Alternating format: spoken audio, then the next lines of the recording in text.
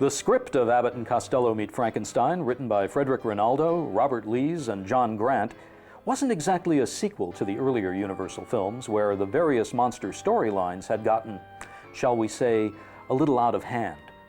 This time, the studio didn't even try to explain how the monsters returned. They were back to meet Abbott and Costello, and that was explanation enough. Abbott and Costello are two baggage handlers in La Mirada, Florida, who get these two huge crates addressed to McDougal's House of Horrors. Now, for some reason, the beautiful Sandra Mornay has become Lou Costello's girlfriend. We don't know why. Eventually, we learn that she's become his girlfriend because she has picked out Costello's simple, pliable brain for transplant into the monster, because the monster has become, in Dracula's words, an unmanageable brute. This time the monster must have no will of his own, no fiendish intellect to oppose his master. There, my dear Count, I believe I have exceeded your fondest wishes. The new brain I've chosen for the monster is so simple, so pliable, he will obey you like a trained dog. Good. Now, Lon Chaney Jr., as the Wolfman, is on the trail of the coffin and the remains of Dracula and the monster. And he warns the boys that they would be receiving these crates and not to do anything with them. Nowadays, the Wolfman would probably have just cashed in and started a theme park. After all, where else in Florida do you find a castle like this? It's got great routines in it, but one of my favorites is at the Masquerade Ball. And it's my father, and I think Bud, and Lon Chaney Jr. And Lon Chaney is holding up the wolf's mask and says, when the moon is full, I turn into a wolf, and my father's line is, you and 20 million other guys. Great line, you know. The film included several well-established routines, slightly retooled to make room for monsters. Hold That Ghost inspired one of Meet Frankenstein's most memorable bits. The genesis, really, of Hold That Ghost was a bit that Abbott and Costello had called the moving candle gag, where Costello is sitting in front of a table reading a map, and these two candles in front of him either slide back and forth or levitate. And of course, when he calls Abbott in, Abbott never sees this going on. So that became actually a running bit, and in Meet Frankenstein, Costello always sees the monsters and Abbott doesn't. It's kind of the same kind of routine, which worked very effectively in Hold That Ghost. Now, in Meet Frankenstein specifically, they took the moving candle bit and put it on Dracula's coffin. So when the coffin starts to open, the candle slides, and they do the bit again, but in a distinctly different method. There's another scene where Costello mistakes the real Wolfman for Bud in the Wolfman mask. And of course, he pokes him, he pulls his nose and everything. And this was a standard Abbott and Costello bit that they had also done in the naughty 90s, where Abbott said, I'll put on a bear suit, I'll pretend to be a bear, and you'll wrestle me and impress people or scare people away. And of course, a real bear gets in, and Costello, unbeknownst to him, wrestles with a real bear.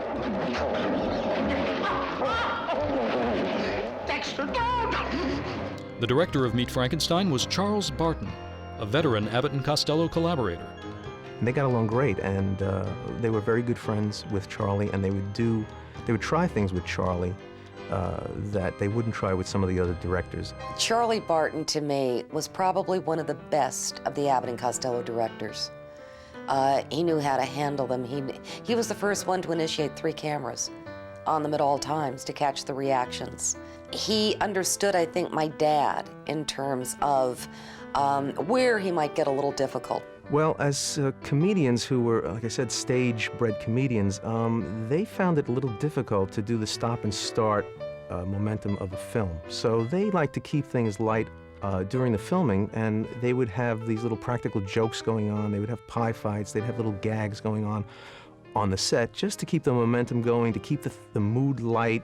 You know, like a lot of film historians or comedy historians who like to say how unprofessional they were, you know, to go out there and be throwing pies and this and that. But try keeping the level of energy up in comedy. When you're sitting there with a cut, okay, action, cut, action, it was their way of keeping their energy level up. I was a young boy, I think around 10 years old, when Abbott and Costello Meet Frankenstein was made. And I have very vivid memories of being on that set. There was a lot of clowning around between takes. They actually hired people to come kid around. Abbott and Costello were always kidding around. The team's right-hand man in charge of cutting up was a professional clown named Bobby Barber. And he was a bit player, and he's been in a lot of films actually in Hollywood, but his role on the Abbott and Costello films was really as a court jester. He kept things light on the set. He would come in and break up a take just to get a laugh. He would, throw pies, squirt salsa. He'd do, ridiculous stunts just to get a laugh and keep Lou and Bud amused. One of the things that Bobby liked to do, and I believe there's a scene where he comes in and interrupts them with Lon Chaney as well, but he does come down the steps following Dracula and interrupts the take. Now, the outtake cuts off very quickly, so you really don't know if Lugosi's going to turn around and deliver a punchline or he's going to start to really lay into Bobby. Glenn told me the story and did the Bela accent. When Glenn with the southern accent was pretty funny. And he did something, and Bela just looked at him and said, "We should not be kidding when we are working," and then stormed off the set. And that was it. A real professional. As far as his takes were concerned, it was one take. He knew he had practiced his lines. I watched him practice, and when he got on camera, he did it perfectly. So anybody disturbing his scene, I think, he did not appreciate. He did appreciate the seltzer bottles and the pie fights off camera, as long as he wasn't involved. He got a great kick out of it. And there's the scene where Lou comes in and sits on the monster's lap in that dungeon. And they took him forever to get through that scene because Costello would just start doing things while he's sitting on his lap, like hitting Glenn's hand, his own hand, and Glenn would start to laugh. I can't help it. And he'd just finally say, "I can't get through the scene with this little guy. He just won't be serious about this." I think I was a year old when Abbott and Costello meets Frankenstein was being made. Story has it that my mother brought me onto the set, and Glenn Strange, who played Frankenstein, loved kids, and he saw me and he moved towards me. I get completely done up with as Frankenstein, and my sister said that you took one look at him and just screamed bloody murder to the point where I guess they had to get me off the set, fast. I mean, that was it. Just broke down. Our affection for most comedians comes when we're little kids, when we see these guys, at least our generation, looking back with some sense of history. Lou is a little kid, and we really identify with his fear of monsters.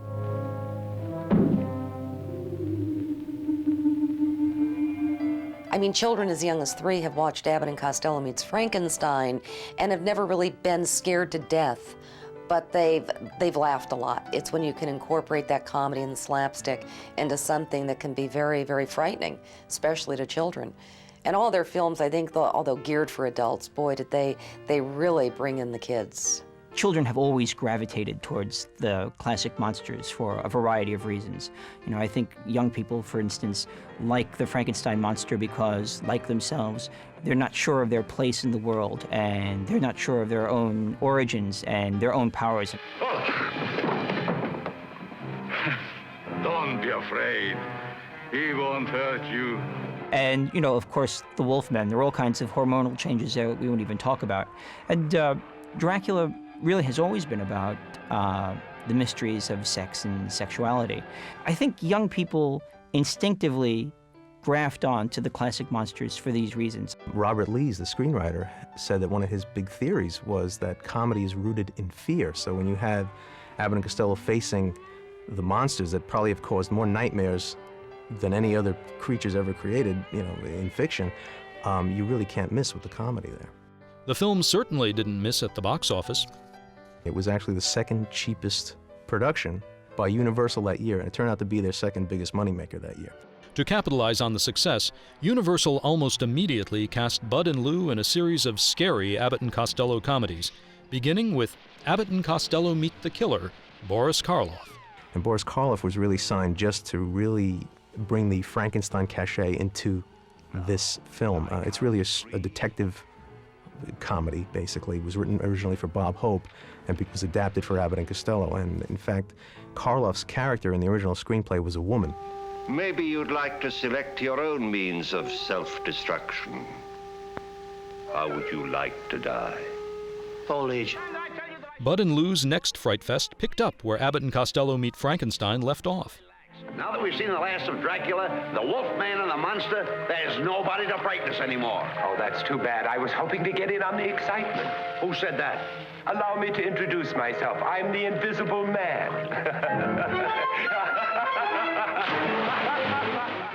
The new film was originally intended as another straight installment in Universal's popular Invisible Man series, but was rewritten to accommodate America's favorite pair of comedians.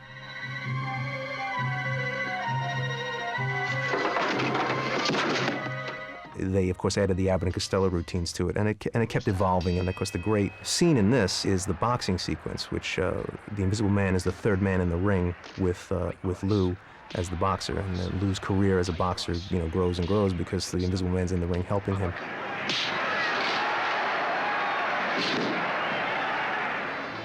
Next in line was another film with Boris Karloff, who had played many mad scientists before, but never Dr. Jekyll, not to mention Mr. Hyde. Again, that's another film that has very few Abbott and Costello routines in it. It's a lot of physical comedy. Bud and Lou whack each other over the head, and Bud takes pratfalls in it, probably more in this one film than they did in all of their previous films. So there's very little dialogue back and forth, and surprisingly, it was a huge hit. Have you seen a monster around here? Oh, I see. You can't talk with that heavy mask on. Well, here, I'll help you take it off. You see, we're looking for him for a purpose. Now, there's a reason for...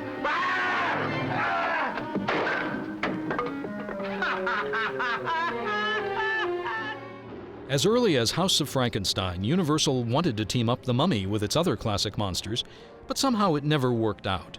So when it came time for Bud and Lou's final horror comedy, The Mummy had to face them alone.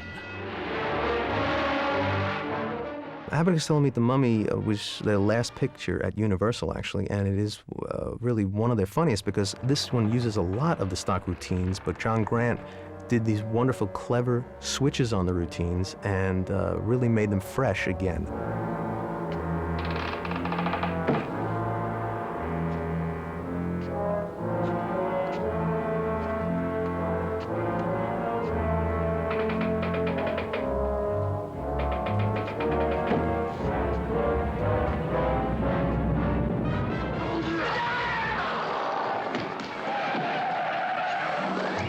By the 1950s, however, old-time burlesque was becoming less and less fashionable with audiences. I think my father started to see that the comedy was kind of coming to an end. There was a change occurring, too. You could start to see the trend was going more towards what would eventually be the Lenny Bruce comedy, which would take it into a whole other realm. And my father never felt you had to be dirty to be funny. And that was not the point of their comedy. Abbott and Costello were, very much family men. They weren't out carousing at the nightclubs in Hollywood and things like that. Bud Abbott was married to his wife for 55 years when he died, and Lou Costello was married to his for 25 when he died. They were very decent men. They supported their families, and the kids don't have any mommy dearest stories to tell about these guys. They were really wonderful guys, and everybody who worked with them said the same thing. They were generous, they were fun to work with, and they were good guys. The comedy of Abbott and Costello will never die because of the access we have now to videos, the DVDs. I mean, it's timeless. It's universal long after we're gone. There's going to be probably a small little microchip, and you'll be able to watch it on your wristwatch or something, an Abbott and Costello film. My father loved electronics. He loved technology. If you'd put my father here today with the DVD players and the video machines and the this and the that, I mean, he would have a field day. But to think of Abbott and Costello meets Frankenstein, it's kind of like you want to go back in time and you want to bring one of those flat little DVD cases and say, Dad, look at Abbott and Costello meets Frankenstein. Can you believe it's right here? That would, I think, freak him out. He'd say, I have to have one of those.